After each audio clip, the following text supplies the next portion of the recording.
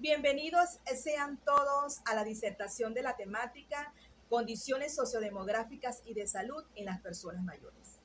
Serán disertados por las doctorantes Digna García, Marianela Blanco, Belkis Gamero y quien les habla, Marjolie Blanco, siendo acompañadas por la doctora Maika Bravo en el seminario Gerontología y Trabajo Social Comunitario en el contexto venezolano y latinoamericano del doctorado Ciencias de la Salud, Universidad Nacional Experimental Francisco de Miranda.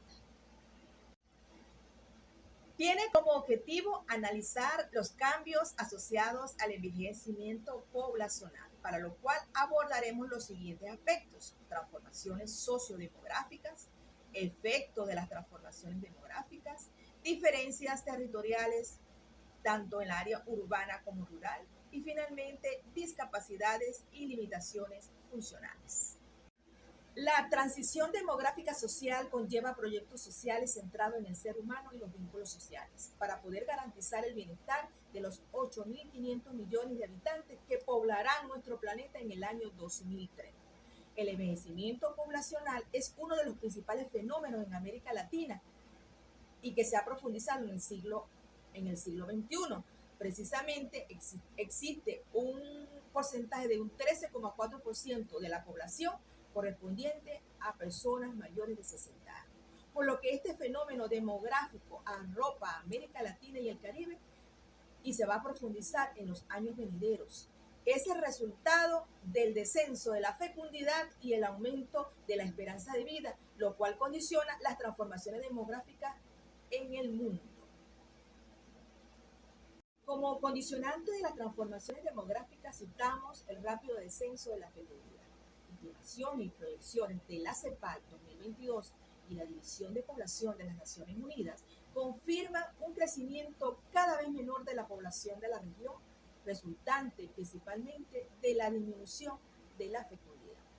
Por lo tanto, la caída de la fecundidad fue la principal condición de la transformación demográfica en América Latina y el Caribe en la segunda mitad del siglo XX e inicio del siglo XXI.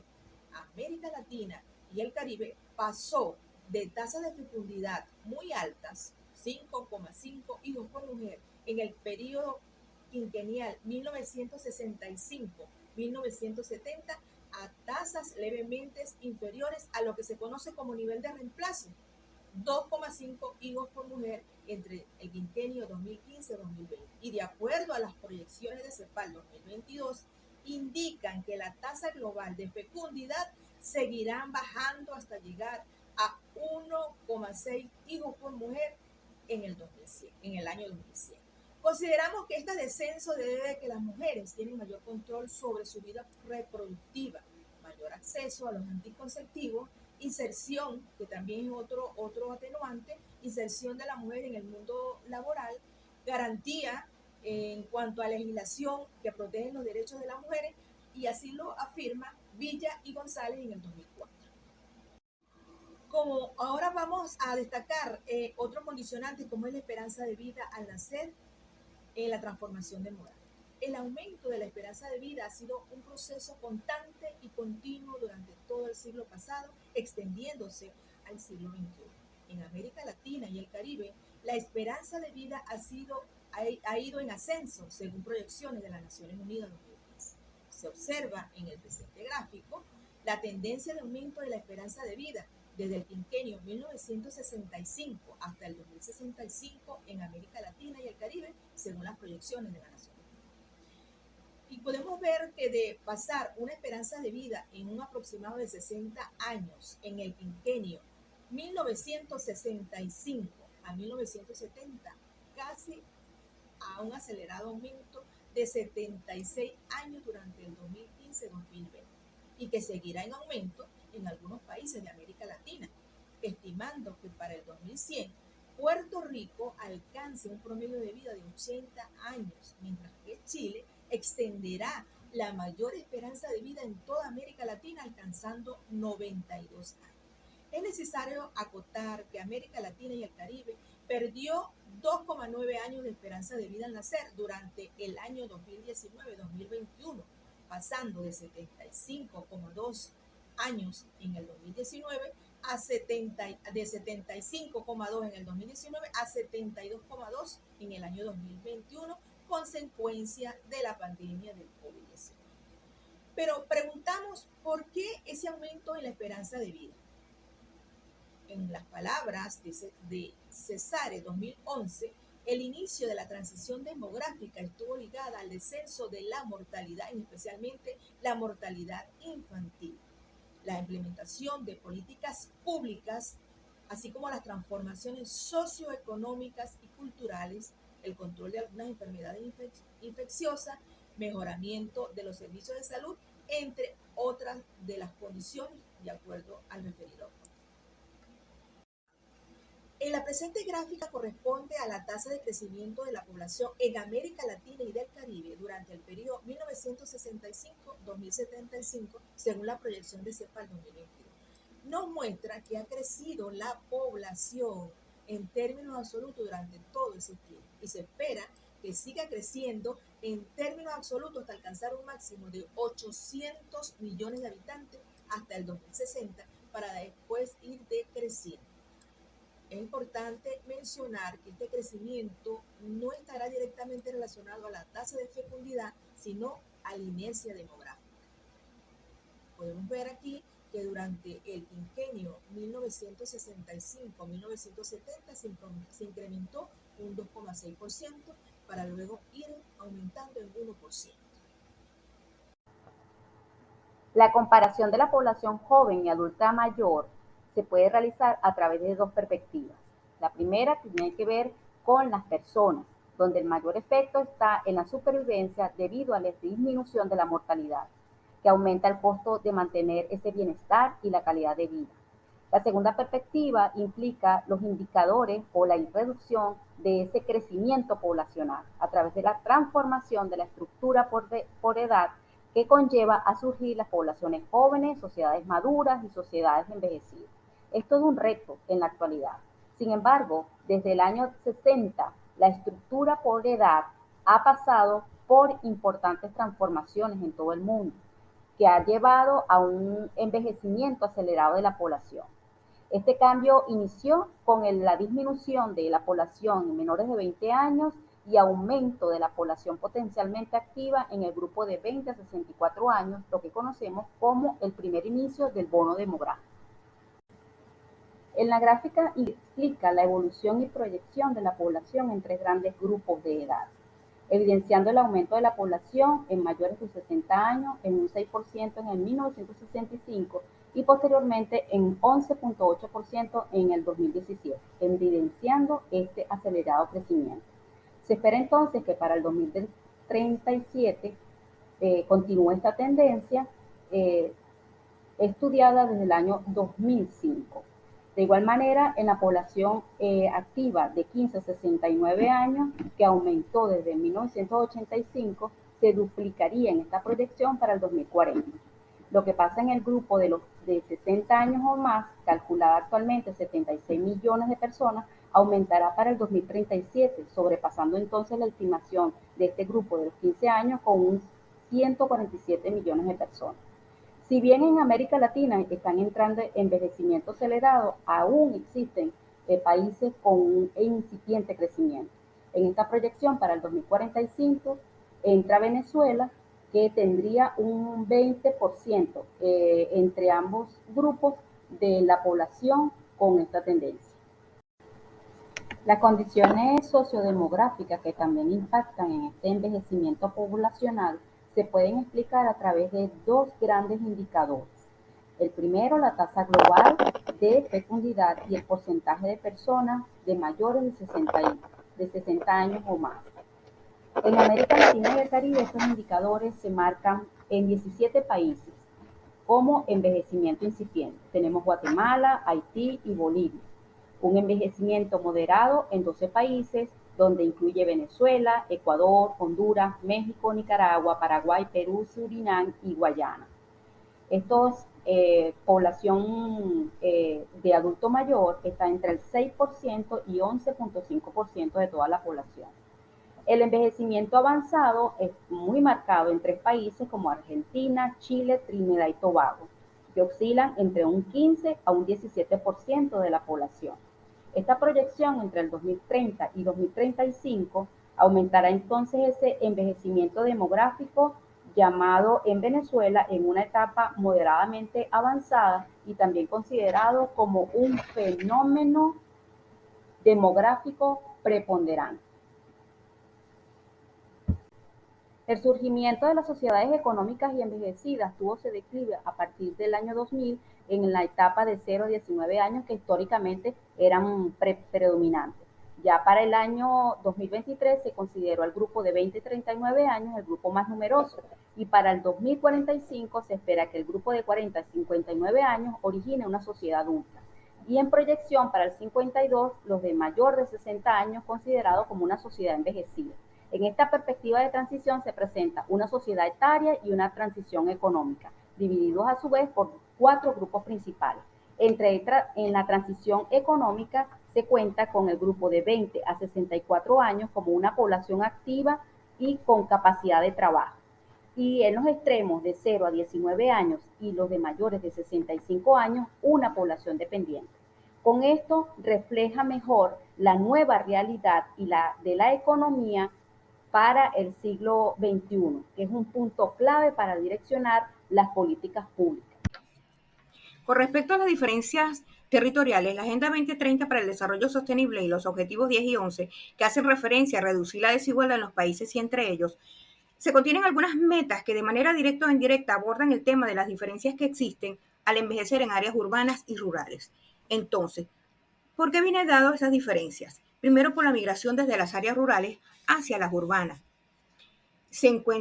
Estas personas se encuentran en edad laboral, la mayoría, y el resultado es un envejecimiento prematuro del campo y una mayor concentración de las edades intermedias en las ciudades, junto con una sobrerepresentación femenina.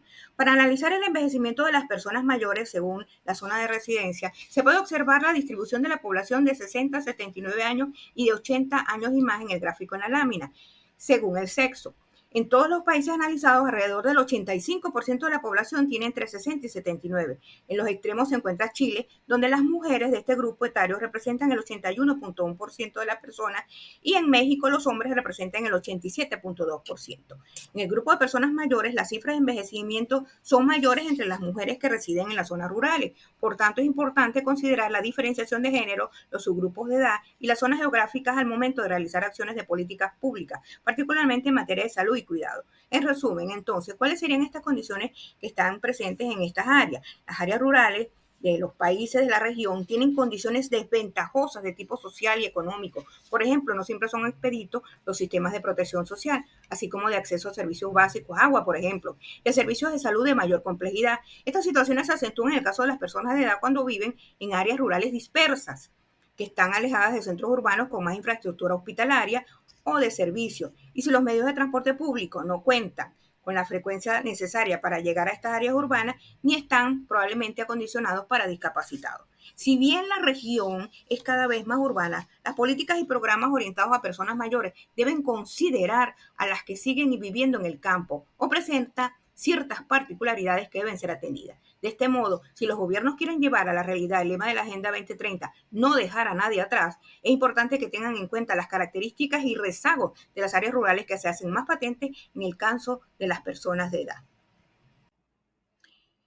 Este próximo 15 de abril en Santiago de Chile se estará realizando la 7ª reunión de la CEPAL, en donde se planteará lo de la nueva ruralidad, en el marco de lograr que las ciudades y los asentamientos humanos sean inclusivos, seguros, resilientes y sostenibles. Por acá les dejo el link. Gracias. Con respecto a el origen étnico-racial, en América Latina y el Caribe hay entre 43 millones de indígenas divididos en 400 grupos étnicos, cada uno de los cuales tiene su idioma, organización social, cosmovisión, sistema económico y modelo de producción adaptado a su ecosistema. 5 países agrupan casi la totalidad de la población indígena. La población negra y la mestiza afrodescendiente en la región alcanza unos 150 millones de personas, lo que significa alrededor de un 30% de la población total de la región y aquí en Venezuela un 10%. Las trayectorias de envejecimiento poblacional diferencian según el grupo étnico. En el gráfico se presenta el porcentaje de población indígena de 60 años y más con respecto a la población total, por grupo de edad, sexo y zona de residencia urbana y rural. En Guatemala y Perú, alrededor de la mitad de la población de 60 años y más que reside en zonas rurales se declara indígena, mientras que en las zonas urbanas esa proporción es del 30%. En México y Chile, la población indígena se concentra en zonas rurales, pero en cantidades relativamente menores que en Guatemala y Perú. Si bien Colombia es el país con el menor porcentaje de población indígena mayor de 60 años, aún representa así el 10% de las personas mayores. Tras siglos de exclusión y dominación a principios del nuevo milenio, los pueblos indígenas y afrodescendientes presentan los peores indicadores económicos y sociales y tienen escaso reconocimiento cultural y acceso a instancias decisorias. Importa discutir entonces el tema migratorio y sus relaciones con el racismo, no solo por el aumento de personas que viven en países diferentes al que nacieron, sino principalmente porque América Latina y el Caribe es una región marcada por una matriz de desigualdad social que tiene como uno de sus ejes estructurales la condición étnico-racial, que ubica a los pueblos indígenas y afrodescendientes entre los grupos más discriminados, excluidos de la sociedad y sobrerepresentados en los estratos socioeconómicos más bajos. Así, tanto la condición de migrante puede ser un factor más de vulnerabilidad, discriminación y exclusión, llamados por algunos también de fragilidad demográfica. La imagen que está detrás de la mía corresponde a una publicación que se presentará en el Foro Permanente sobre Cuestiones Indígenas de Nueva York este 15 de abril, cuyos objetivos son documentar e informar sobre los derechos de los pueblos indígenas, así como sobre los avances o retrocesos acaecidos a lo largo del 2023. A pesar de todo el panorama, Venezuela sigue siendo una nación multiétnica y pluricultural. Las condiciones entonces sociodemográficas del adulto mayor vienen dadas por su estilo de vida, que es conceptualizado como los hábitos aprendidos desde jóvenes y que se mantienen a lo largo de la vejez. Pueden ser influenciados por factores socioeconómicos, culturales y determinan los cambios que tienen fisiológicos, morfológicos, bioquímicos, funcionales y psicológicos. Esto tiene un impacto no solo en la salud del adulto mayor, sino también social y económicamente de un país. Por ello, independientemente de la zona rural, urbana, de la raza, de la edad y otros determinantes, lo esencial es mantener un estilo de vida saludable. En resumen, el proceso de envejecimiento no será geográficamente homogéneo. Es necesario una adaptación ambiental de las ciudades para lograr una autonomía de la población del adulto mayor. Igualmente, la dimensión urbana debe favorecer y construir ciudades más amables y mejorar los espacios existentes. Gracias. Buenas tardes. Continuando con el seminario, ahora nos corresponde estudiar el estado de salud y las discapacidades que afectan a los adultos mayores en Latinoamérica. En esta primera lámina vamos a encontrar la diferenciación entre enfermedades transmisibles y las no transmisibles. Como resultado de la transición epidemiológica, las enfermedades crónicas no transmisibles han reemplazado a las enfermedades transmisibles, convirtiéndose en la principal causa de muerte con 87.2% de las personas mayores, independientemente del grupo etario, país o sexo. Entre las primeras 25 causas de muerte en las personas mayores de ambos sexos en 2019, en la región se encontraban la enfermedad isquémica del corazón con 20.87%, los accidentes cerebrovasculares con 9.15% y la enfermedad de Alzheimer y otras demencias con 8.55%. En Latinoamérica encontramos diversas situaciones de acuerdo al país, en las condiciones socioeconómicas y sociosanitarias, por supuesto. Y estos son determinantes sociales que afectan la aparición de las enfermedades en los adultos mayores.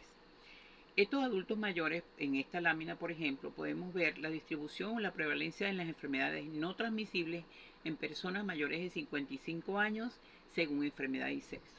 ¿Qué podemos ver acá?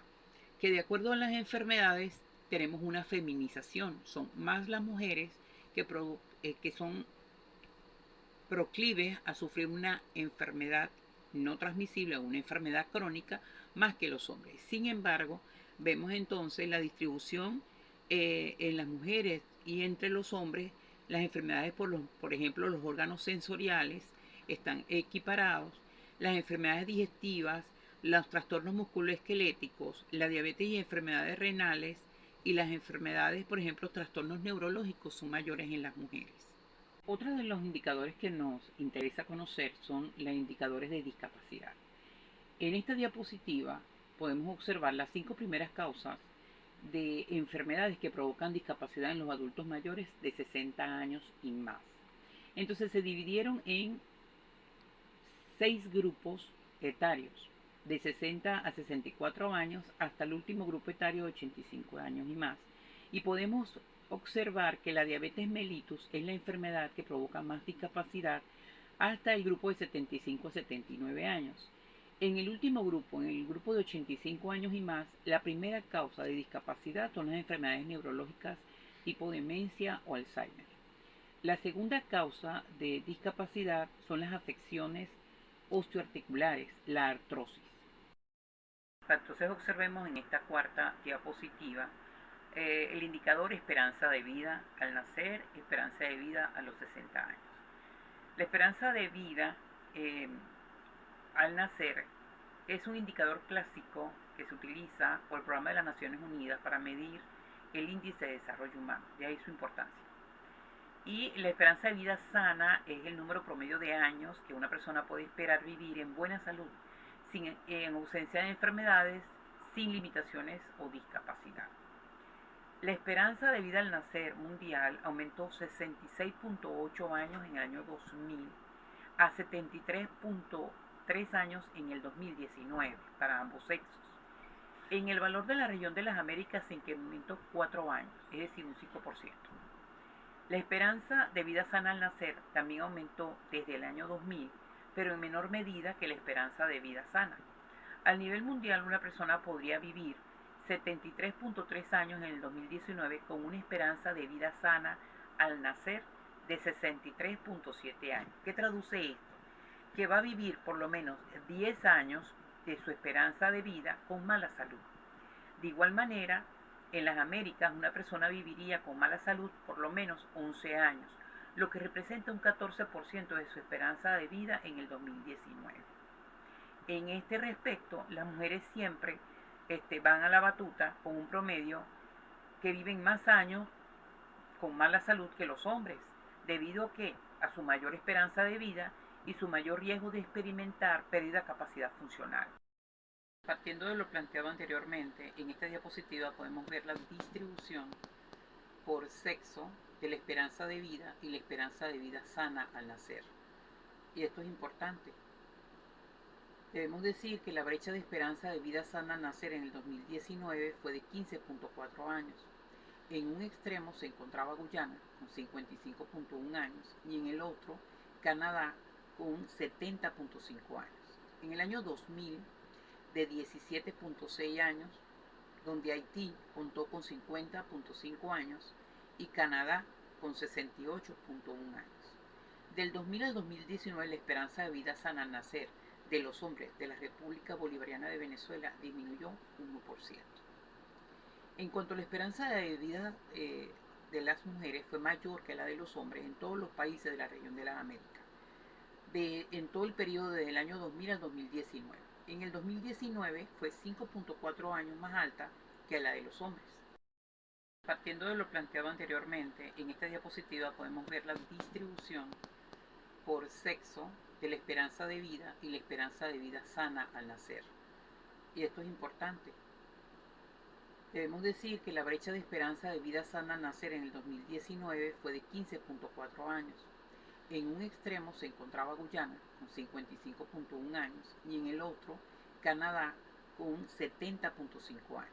En el año 2000 de 17.6 años, donde Haití contó con 50.5 años y Canadá con 68.1 años.